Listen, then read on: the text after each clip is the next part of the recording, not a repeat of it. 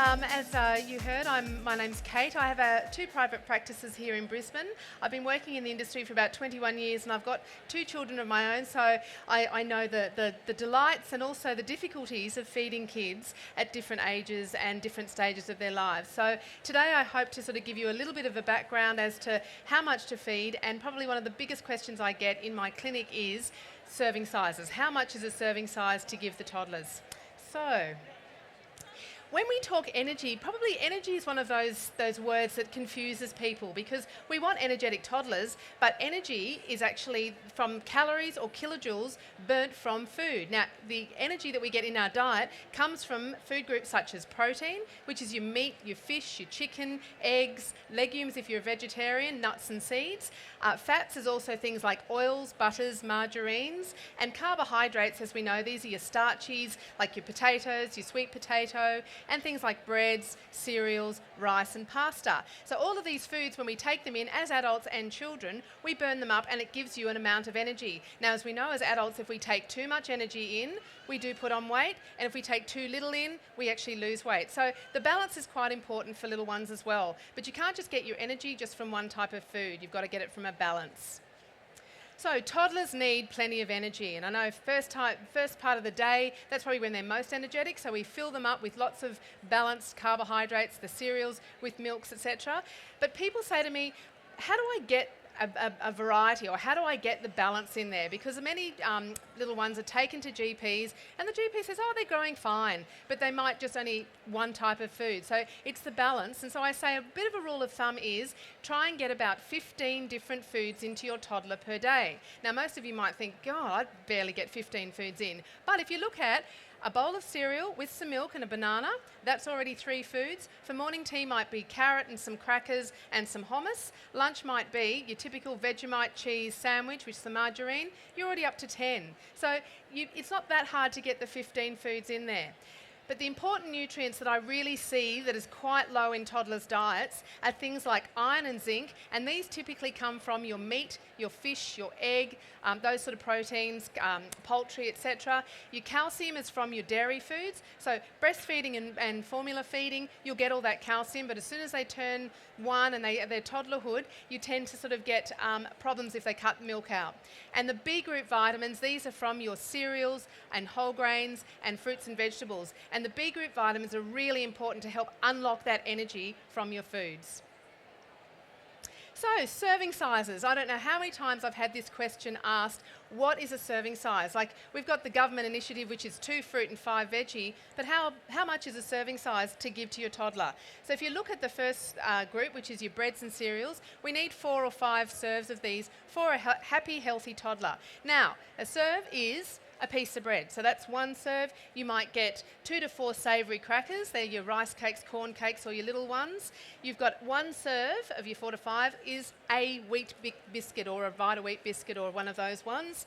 Half a cup of porridge. And I've measured these out. So I give these as visuals to parents just to show them exactly how much a serve is. And this is raw rice. Obviously you cook it up, but it's only a little bit there. So that's a full serve. Now, spread over the day, they'll get their breads and cereals coming in there.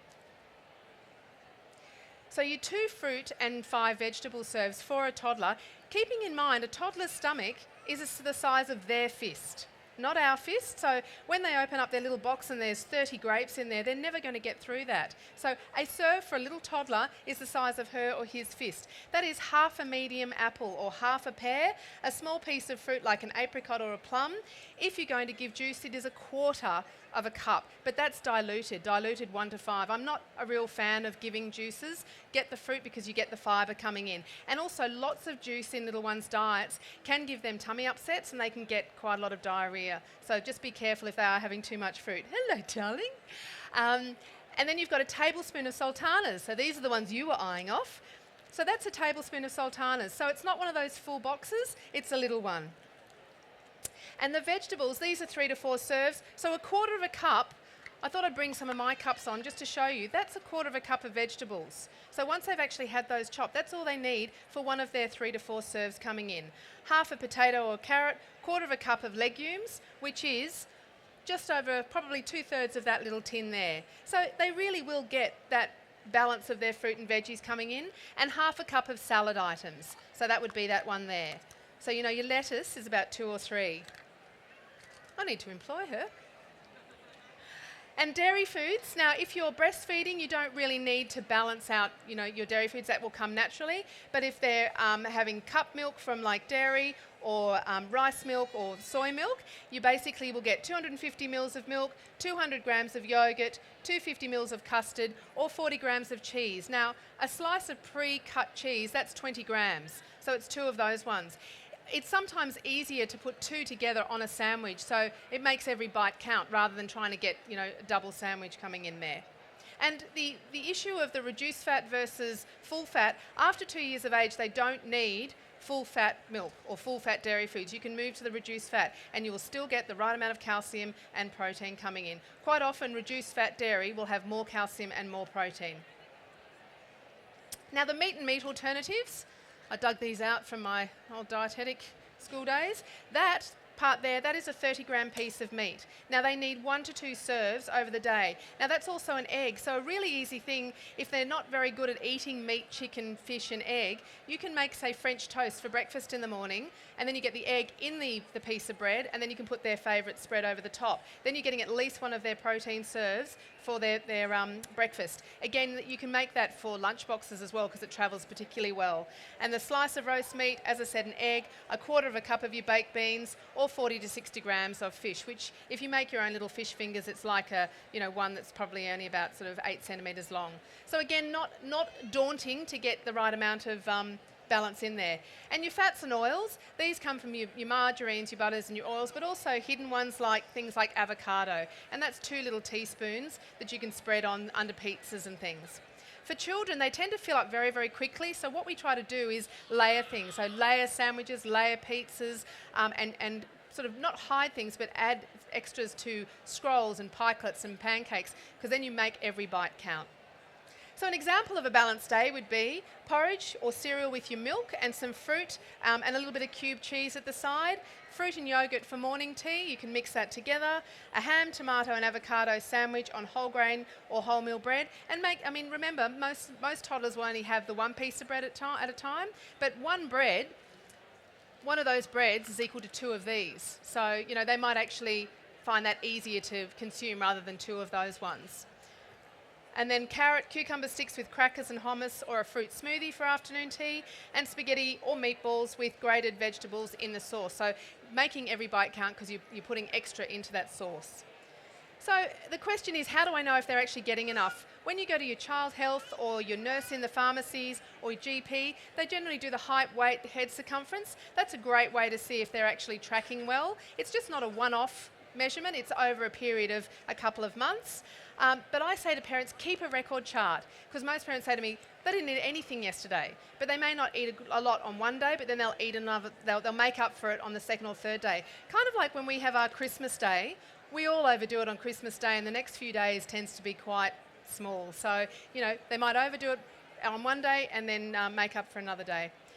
And if you are concerned at all, always see your GP or your, accredited practicing dietitian or child health nurse in your local area.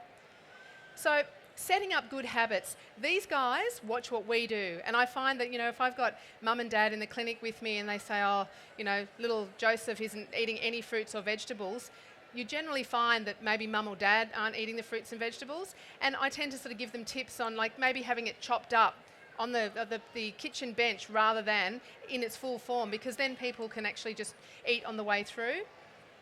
Regular meal times is everything. Trying to push little toddlers out, having dinner later, if you're having a bit of a battle then, they may be over hungry and overtired. So pulling dinner forward to about 4:30, 5 o'clock is not a bad thing to do. Sometimes having dinner at afternoon tea will actually ensure that they get a better, bigger volume because they're tired, they're done by the end of the day.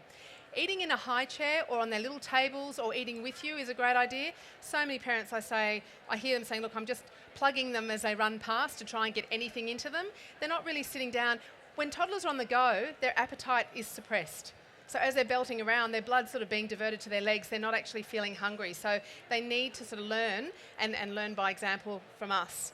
And I'm a real a stickler for one family, one meal. So by 1 year of age, your toddler can be eating what you're eating, just a slight derivative of it, unless, a big spicy laksa might not go down too well with the 18-month-old, but just making sure that the salt and the sugar is reduced, but then, making a derivative of your meal.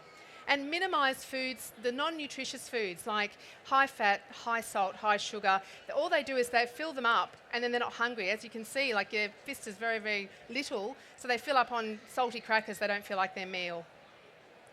So there are changes in food intake. I get parents bring me their toddlers at 1 year of age and they're saying they've just stopped eating. They eat beautifully all the way up to 1 year of age and then they just stop. This is because their weight gain slows dramatically in that second year of life. They can put on 8 to 10 kilos in that first year. It drops down to 1 to 2 kilos in the whole second year. So they don't have that same drive.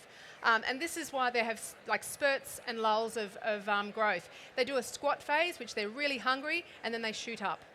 The typical age of food fussiness that I see is 18 months to 3 years. This is, once you get over that, you're home and hosed, but they do start knowing what they like. The word no means I don't know what that is, I don't know what I want, I don't know what it was called, but I had it 2 days ago and I can't verbalise it, and no just because I'm tired, and no means no because I can't think of any other word. But some parents get into a bit of a trap that they start, providing lots and lots of different meals to try and fulfil that. You've just got to try and set up a really good routine. The common problems I see is the unbalanced diet. They just like their favourites, and mum and dad sort of give them favourites, so they keep getting into this bit of a rut. Avoiding whole food groups, this is when we run into trouble. So when they cut out all meats, all fish, all chicken, they're really going to battle with that iron and zinc. If they cut out all fruits and vegetables, they'll battle with that fibre, vitamins and minerals. And I'm seeing a lot more little ones come to see me with constipation, diarrhoea, and lots of gastrointestinal distress. So, I'm seeing that as a problem. And also the unwillingness to try something new. I call this the fear of the unknown. Kind of like when sushi landed on our shores, most of us sort of went, not eating that, don't know what it is, but now it's become the most popular fast food that we have because we're used to it. So sometimes you need to show these little ones a food or something that you're eating about 15 times just to become familiar, or breed that familiarity for them. So filling in the nutritional gaps, when they cut out all the meat, this is probably the crux of most people's questions. When they don't eat meat, you can put things like the baby rice cereals, the Pharaxes, which are fortified with iron and protein, add that to pikelets, pancakes, scrolls, muffins to try and get that iron coming in. When iron is low in their little diets, their appetites switch off. So low iron, no appetite, they won't eat, it's a snowball effect. Spreading things like hummus on their sandwiches or under pizza bases, because it's the meat alternative, but it's very easy to sort of get that on the pizza. And if you've made something like bolognese, which they like, you can blend that down as a spread and put that on their sandwich the next day or in a wrap. Using your legumes, as I said, cannellini beans, butter beans, chickpeas, and put that into things like stews, casseroles, just to extend out the meat. They're easier to chew. Most little ones bite off big pieces of meat, chew and chew and chew, take all the fluid out, and then it becomes like a piece of gum. Then they gag, they spit it out, and then they don't want to sort of have anything else for dinner. And using things like the toddler milks in place of milk in cereal, baking, I do provide a lot of recipes, to parents to try and get them to use those things. If they avoid fruits and vegetables, grating your carrot and your zucchini and your squash into pasta sauces, casseroles or muffins, chopping your bite-sized fruit, little small pieces for mouths is a lot less daunting than a whole banana. So it is easier for them to eat like that. I put them on skewers, cutting the sharp bits off so the boys don't then dagger each other. And that's a really great thing for parties too because it looks pretty. Cooking into muffins or bread loaves, making a smoothie, and using a fibre supplement if the bowel's not moving, because if they're constipated, again, they won't have an appetite because it's all backed up. If they're avoiding milk, use extra cheese or yogurt, try milkshakes or fruit smoothies, bake with milk powder or the toddler milk in any of your sauces. Again, you'll get more calcium and protein in there, and using cheese sauce or white sauces for your pasta. And so remember, we lead by example, so our job as parents is to provide healthy food, whilst the child's job is to choose that healthy food. Kind of like when we go to a park. We assess the risks and the dangers. We put them into sort of a park area that's got gates so they're going to be safe. You tell them which areas to have a look through, and then they go and explore. And that's what I try and tell parents with food. It's more of an exploration, tastes, likes, dislikes. Unhealthy habits are very easy to start, and healthy habits take time and patience. So healthy intake of food is assessed over a week, and fussy eating is temporary. So this is the little brochure we've got on the seat for you. In the middle there is all your, what I've been talking about in serving sizes. So this is a great one to pick up. And I'm also going to be at stand B44, the S-26 stand. If you've got any questions, I'll be there for an hour. And also Denka's got some little samples of the formula, the powder here, the milk, toddler milk, which can be used in baking or sauces, etc. So you can have a little bit of a play around with that. Thank you.